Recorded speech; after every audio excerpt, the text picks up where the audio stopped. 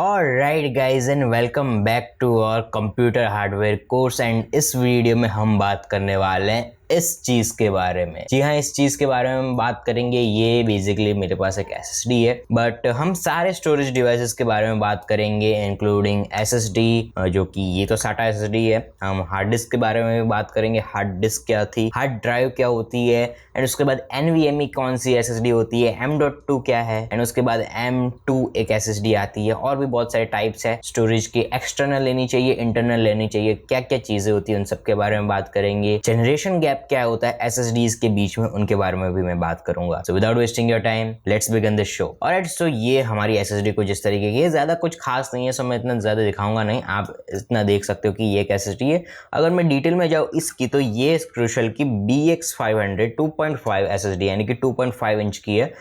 ये 2.5 इंच की है। इसके समान एक हार्ड ड्राइव भी आती है 2.5 इंच की, जिसको हम हार्ड ड्राइव बोलते हैं। एंड उसके बाद एक बड़ी सी बल्कि सी हार्ड डिस्क आती है, जो कि हम पुराने टाइम में यूज करते थे, हमारे जो पोटैटो PCs होते थे उसके अंदर, एंड वो काम करते थे। ठीक है, सो ये SSD है हमारी 240 GB की, जैसा कि तुम इधर देख सकते हो। ये मेरी 240 GB की SSD है। एंड इसको हम अच्छे से भर सकते हैं। अगर हम इसके अंदर विंडोज डालें तो ये खत्म हो जाएगी। सो मैं इसको भी साइड में रखता हूँ। इसके अंदर कई लोग बोलते हैं कि यार ये बहुत ही हल्की होती है, तो इसके अंदर क्या डिस्क विस्क नहीं होती? सो इसके अंदर डिस्क नहीं होती है, उसके अंदर PCB एक होती है, उसके अंदर नैन चिप्स लगी होती है, जस्ट लाइक योर रैम वाले वीडियो में मैंने आपको बताया था कि किस तरीके से PCB होती है, उसके ऊपर नैन चिप्स लगी होती है। अगर कोई सस्ती सी रैम देखोगे अमेजोन पे, तो तुम्हें उसके ऊपर दिखेगा कि छोटे छोटे काले काले से चिप्स लगी हुई हैं, उनको हम नैन चिप्स बोलते हैं। वही जो होते हैं जिसके अंदर डेटा स्टोर होता है, चाहे वो रैम में हो चाहे वो SSD में हो। हार्ड डिस्क के केस में ये चीज अलग होती है। हार्ड डिस्क के अंदर बेसिकली ये होता है कि हार्ड डिस्क एक ऐसी चीज है जिसके अंदर डिस्क है, हार्ड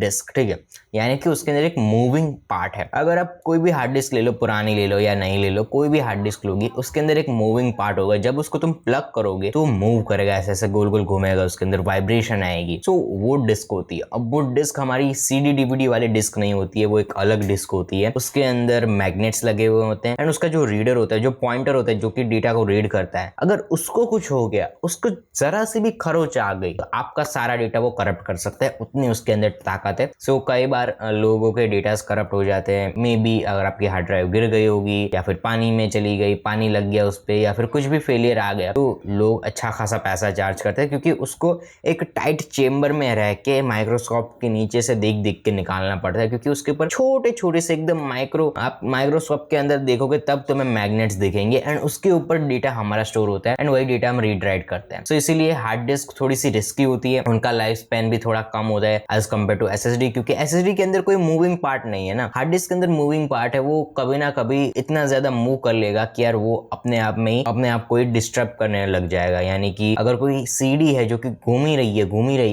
है, तो उसके अंदर की जो मैकेनिक्स होगी, उसकी जो मोटर होगी जिसको वो घुमा रही है, उसमें कोई फेलियर आ जाएगा, या फिर जो उसको रीड कर रहा है उसमें फेलियर आ जाएगा। सो हार्ड डिस्क इतनी ज्यादा सेफ नहीं है आज के टाइम पे। जब हम बात करें कि यार बहुत ही बिग डेटा है आज के टाइम पे हमारे पास, लोग यार 1 TB SSD तो आजकल कुछ नहीं होती यार। मैं खुद एक 1 TB की SSD, ये इधर पॉकेट साइज मेरे पास एक एक्सटर्नल SSD, ये वैसे इंक्लोजर है, इसके अंदर M.2 SSD लगी हुई है। मैं आपको दिखाता हूँ किस तरीके से लगी हुई है। और सो मैंने एक स्क्रू ले लिया है स्क्रू ड्राइवर के बॉक्स से। मैं इसको खोल रहा हूँ आपके सामने ही। मेरा जो दूसरा कैमरा है वो अभी थोड़ा सा सुस्त पड़ चुका है, तो मैं अभी आपको दिखा नहीं सकता, बट आप देख सकते हो मैं इस तरीके से खोल रहा हूँ। एक ही स्क्रू है, ज्यादा स्क्रू भी नहीं होते इसके अंदर। सो मैं अभी इसको फटाफट से खोल के आपको दिखा देता हूँ कि ये इसके अंदर होता क्या है बेसिकली। तो इसके ऊपर ये कैप है, ये रही मेरी SSD। ठीक है, अभी ये SSD चिपकी हुई है मेरी इस कवर के ऊपर, बट मैं आपको इसको थोड़ा सा निकाल के दिखाना चाहूंगा। ये देखो, ये मेरी एक M.2 SSD है, इसको हम M.2 SSD बोलते हैं। ये इसका इंक्लोजर है, इसके अंदर ये लग जाती है। सो ये इंक्लोजर से बेसिकली ये होता है कि मैं इस M.2 SSD को एक्सटर्नल SSD के तौर पे यूज कर सकता हूँ। एंड ये बहुत ही चीप वे है कि यार आपको एक फास्ट स्टोरेज डिवाइस मिल जाती है एक्सटर्नली। एंड ये 1 TB की है बाय द वे, आप देखोगे तो इधर आपको 1 TB दिख जाएगा मेंशन हुआ हुआ। ठीक है, तो मैं इसको भी वापस लगा देता हूँ। एंड ये जो इंक्लोजर है वो भी स्पीड अच्छी दे देता है, एंड आपका डेटा भी सिक्योर रहता है, क्योंकि अगर ये गिर भी जाएगी तो इसकी जो ये नैन चिप है ये टूटेगी नहीं अभी। सो ये एक अच्छा सॉल्यूशन है। एंड मैं इसको वापस से लगा देता हूँ, क्योंकि मेरा बहुत ही ज्यादा डेटा इसके अंदर पड़ा हुआ है। सो बात बात हम ये कर रहे थे कि यार डेटा बहुत ज्यादा है, स्टोरेज डिवाइसेस बहुत ही कम है, लोगों को 1 TB यार बहुत ही कम पड़ने लगी है एंड लोग बहुत ही ज्यादा स्टोरेज की डिमांड करते हैं। मिल भी जाती है, ऐसा भी नहीं मिलती है, मिल भी जाती है। पहले कंपनीज हमें 500 GB की हार्ड ड्राइव ला के देते थे, अभी 1 TB की SSD ला के दे रही है, तो बहुत ही अच्छी बात है। बट हार्ड डिस्क कब यूज करनी चाहिए, मैं उसके बारे में बात करना चाहता हूँ। देखो, हार्ड डिस्क एक ऐसी चीज है जिसको तुम इतना ज्यादा मूव अगर कराओगे, उसको जितना घुमाओगे उसके अंदर की डिस्क को, उसकी उतनी लाइफ स्पैन कम होती जाएगी। अगर आपके पास ऐसा डेटा पड़ा है जिसको सिंपली तुम्हें रखना है, तब वो चीजों के लिए तुम हार्ड डिस्क का यूज कर सकते हो, क्योंकि वो कभी कभार तुम खोलोगे, तुम उसको रोज खोल के नहीं बैठ जाओगे। सो उससे क्या होगा कि जो डिस्क होगी वो थोड़ी कम घूमेगी एंड जो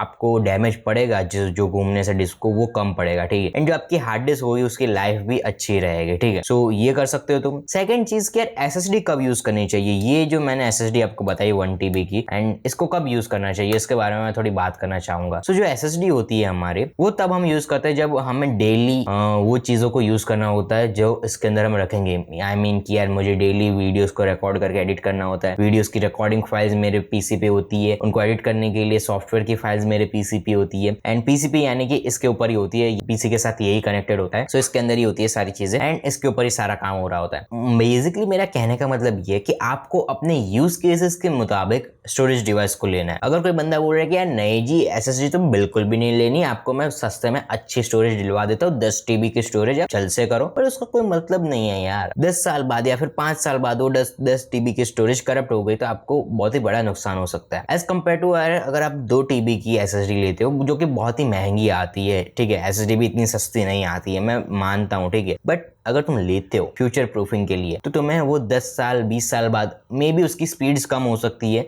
बट वो कभी भी करप्ट नहीं हो सकती अपने आप में, तुम उसको अगर डेली यूज करोगे तो। हाँ, वो भी चीज़ है कि यार अगर तुम उसको फुल भर के रखोगे तो वो अपनी जो स्पीड्स होगी वो बहुत ही जल्दी घुमा देगी, बट अगर उसको तुम मिनिमम रखोगे उसके अंदर 200-300 GB खाली, जो कि हर एक बंदा रखता ही है, तो तुम्हें दिक्कत नहीं होने वाली है, ठीक है। अगर हार्ड डिस्क की बात करें तो हार्ड डिस्क के अंदर तुम उसका यूज करो, बहुत ही अच्छी चीज होती है, बहुत ही चीप वे कह सकते हो कि यार तुम्हें डेटा स्टोर करना है चीप वे में, तो तुम उसका यूज कर सकते हो एंड उससे तुम अपनी जो यादें हैं जो कि तुम रखना चाहते हो सिर्फ अपने पास, रोज खोलना नहीं चाहते, तो उसको तुम उसके अंदर स्टोर कर सकते हो। अब इन सब से याद आया, हमारे पास एक पेन ड्राइव भी होती है जो कि मैं भी ढूंढ रहा हूँ। पेन ड्राइव भी होती है और हमारे पास SD कार्ड भी होता है, तो उन दोनों को मैं लेके आता हूँ तुम लोगों के लिए एंड दिखाता हूँ कि वो दोनों किस तरीके से काम करते हैं।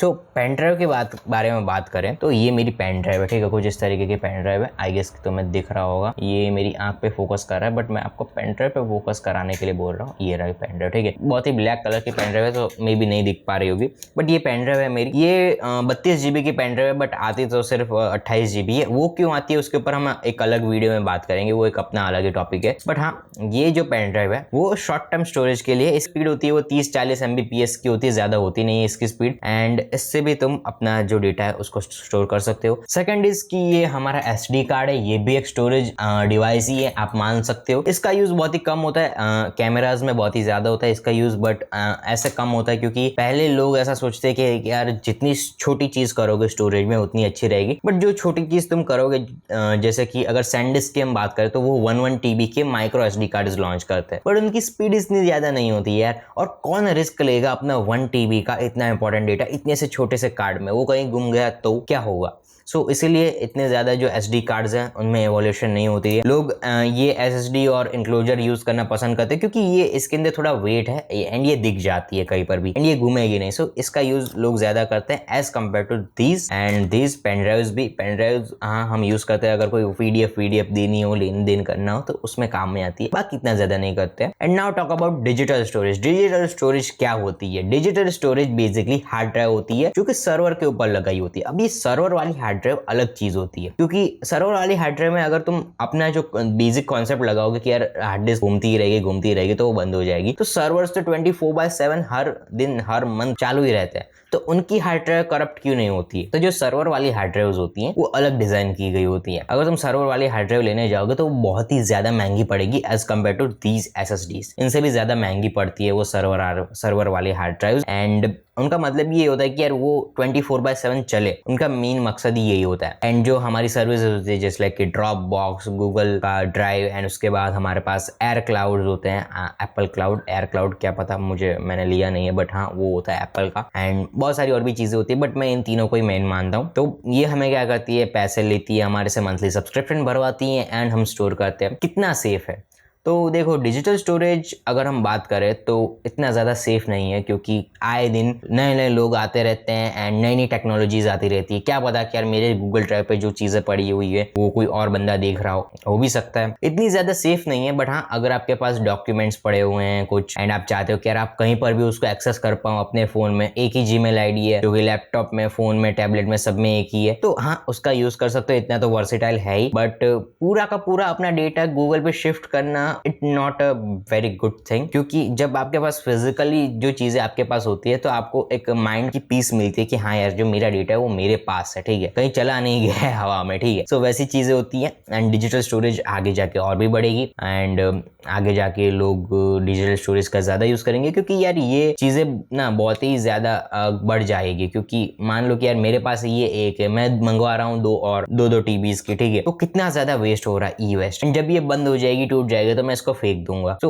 इससे ई वेस्ट ज्यादा हो रहा है एंड जो हमारा क्लाइमेट है उसको भी इफेक्ट पड़ रहा है। सो डिजिटल स्टोरेज का जो कॉन्सेप्ट है वो अभी तो बहुत ही अर्ली स्टेजेस में, ज्यादा लोग यूज नहीं करते, बट हाँ अगर आगे जाके कोई ऐसी चीज आ गई कि यार Web3 जो हम बात कर रहे थे, पीयर टू पीयर कनेक्शन की बात हो रही थी, Web 3.0 अपने आप में एक और अलग चीज है जिसके ऊपर हम वीडियो जरूर बनाएंगे अगर आप लोगों ने कहा तो। एंड Web 3.0 की अगर बात चल रही है एंड वो हो गया पीयर टू पीयर कनेक्शन, यानी कि अपने कंप्यूटर से दूसरे कंप्यूटर के कनेक्शन में हो गया, तो आप अपने स्टोरेज डिवाइस को, अपनी जो डेटा फाइल्स है उनको अच्छे से स्टोर कर पाओगे, अपने लॉगिंग डिटेल्स, इन्फो, सारी चीजें अपने कंप्यूटर पे स्टोर कर पाओगे लोकल नेटवर्क में। बट आई थिंक कि ये वीडियो काफी रहना चाहिए अभी के लिए कि यार ये क्या होती है, क्यों यूज करते हैं, डेटा को स्टोर करते हैं हम, फाइल टाइप्स भी होते हैं इनके अंदर, MBR, GPT, बट वो थोड़ा कोर हो जाएगा जो कि मैं नहीं समझाना चाहता, क्योंकि ये कोई लेक्चर नहीं है। मैं जस्ट आपको सिखा रहा हूँ कि यार कंप्यूटर के अंदर कौन कौन से पार्ट्स होते हैं, आपको किस तरीके से उन पार्ट्स को यूज करना है, ठीक है। बस आज के इस ट्यूटोरियल में इतना ही। आई होप कि आपको ये क्लास अच्छी लगी होगी एंड समझ में आई होगी कि यार मैं कहना क्या चाहता था स्टोरेज डिवाइसेस के मामले में। तो बस मैं मिलूंगा आपसे नए क्लास में, GPU के बारे में बात करेंगे, अभी तो PSU भी बाकी है, उसके बाद हम अपना PC भी बनाएंगे,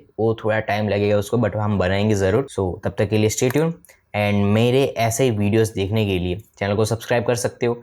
एंड रिसेंटली हमने एक न्यू पेज लॉन्च किया है, डिकोड बाइट्स, जो हमारा पुराना पेज था वो डिलीट हो चुका है, तो नया पेज पे आप जा सकते हो, वहाँ पे रील्स वील्स डेली आएगी, प्रॉमिस आएगी, जरूर आएगी, एंड मैं रोज पोस्ट करने की कोशिश करूंगा एंड आप जाके वहाँ पे फॉलो कर सकते हो एंड जो भी सजेशन देना वो दे सकते हो, ठीक है। बस आज के इस वीडियो में इतना ही गाइस। आई होप कि आपको ये वीडियो अच्छा लगा होगा। अगर आपको अच्छा लगा तो प्लीज लाइक करना मत भूलना, शेयर करना मत भूलना अपने कंप्यूटर गाय को ये video, and I will see you in the next one.